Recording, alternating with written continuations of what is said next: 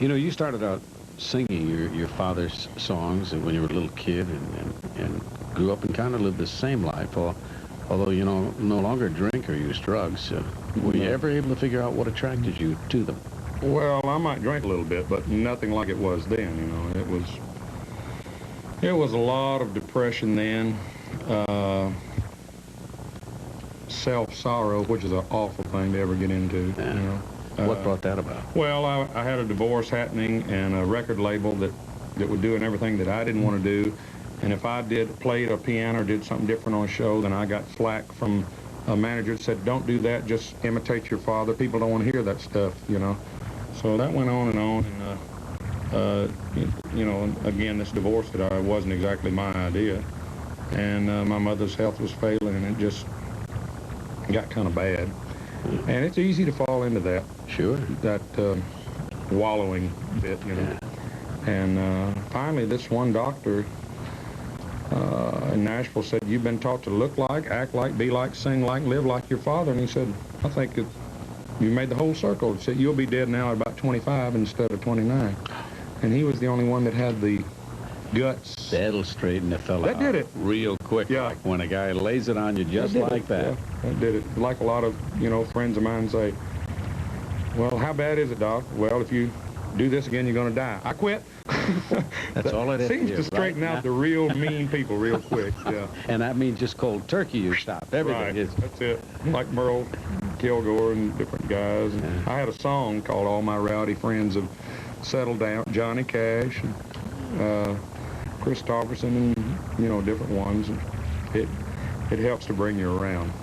You know, just before your fall, your near tragic fall, you had decided to finally record your own material and kind of change your direction. Now, how did the Nashville establishment react to that at the time? Well, it wasn't great. The Rolling Stone review was real nice.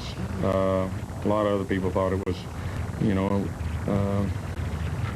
wasn't the greatest. You know, Hank Jr.'s crazy. He's recording with Charlie Daniels and the Marshall Tucker Band, and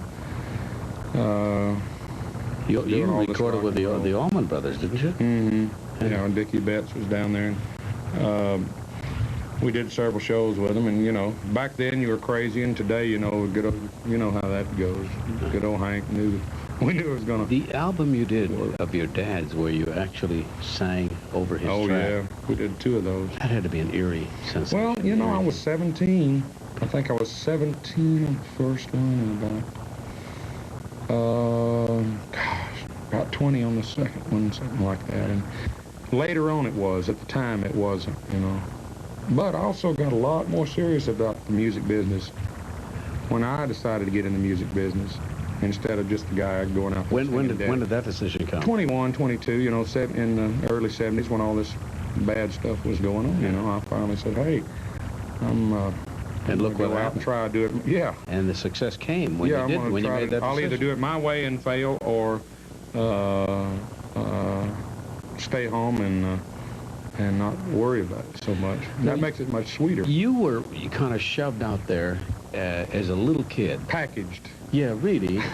Kind of like your dad was, weren't you? Well, yeah. Yeah. I mean, he didn't really, from what I've read, didn't really want to do that. No, he didn't. Had a parent shoving him out there. Yeah, he did. Yeah. Yeah, he came out here. They were going to make some motion pictures with him, you know, with MGM.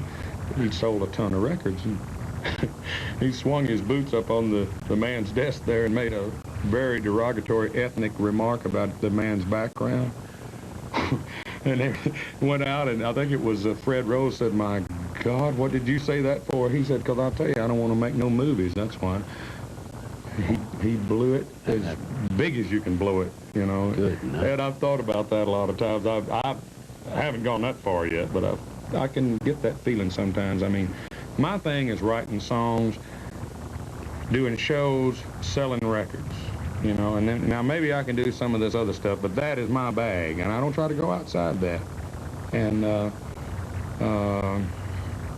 sometimes in interviews or whatever, my mouth just keeps on going, and I say what I think. Maybe that don't look real good in people or on Mike Douglas or whatever, or I get involved I think it's real. in coalitions or, you know, Proposition 15, American Rifleman, whatever. But, you know, that's just the way I look at it, and the people that buy records look at it that way. But generally speaking, in country music, it's pretty conservative when it comes to politics. Now, in Yeah. your single, The American Dream, you make your opinion about the state of this country well known. Yeah. Have you received much flack about that? No, no, haven't.